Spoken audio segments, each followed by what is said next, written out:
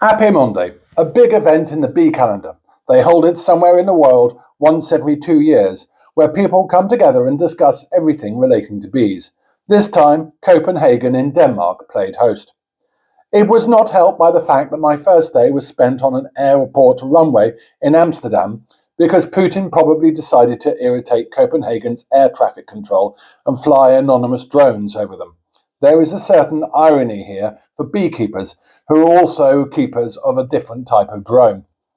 Anyway, I arrived early enough to beat everyone else, who was stuck on an airport runway as well. The next day, the crush was in if you had not registered. Given the badge, a bag, I went off to my first stall. Merchandise for the event, which means nothing to anybody unless they've attended themselves. It's not quite Disneyland, is it? So I went off to the opening ceremony, which was started with a bang. In fact, 3 bangers. The organisers had decided to try and warm us up with some jolly percussionists and some techno mix. Dressed as beekeepers, using the occasional beekeeping piece of equipment, they went on for some time.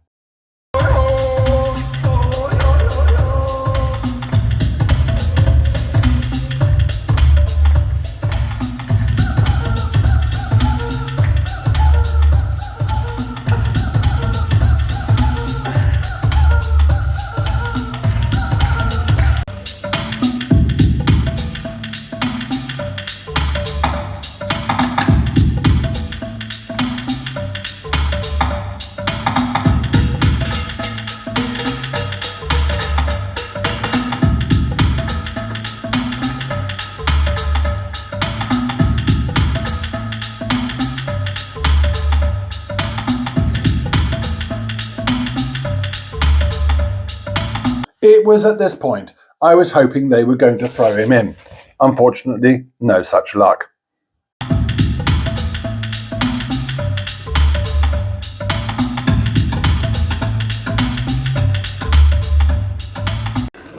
Then in came the bigwigs, who were there to thank the many people who had organised the event and the research that was being presented at the show.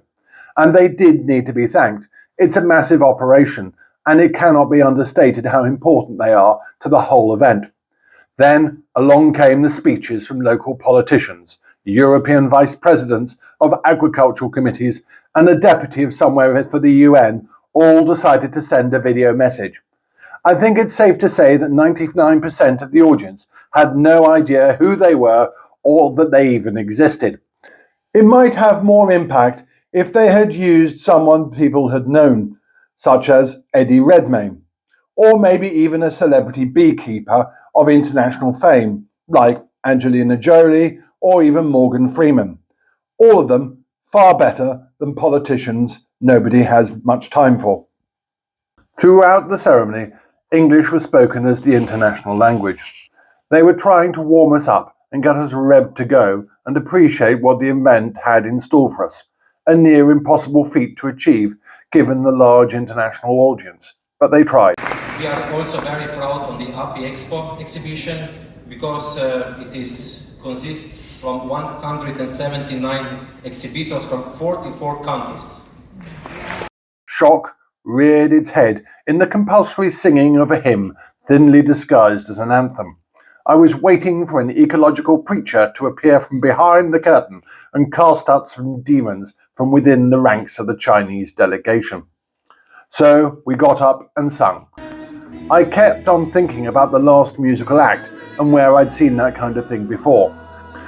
By the time the singing or loud mumbling had finished, I thought it was too much of a stretch to think that it was the Blue Man Group without their customary disguise on.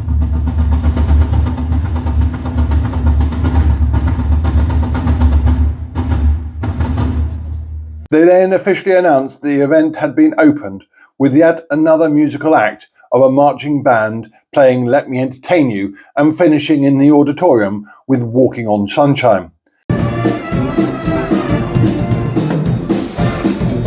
There they were met with a buffet of raps and volleyballs, washed down with various honey-based types of alcohol.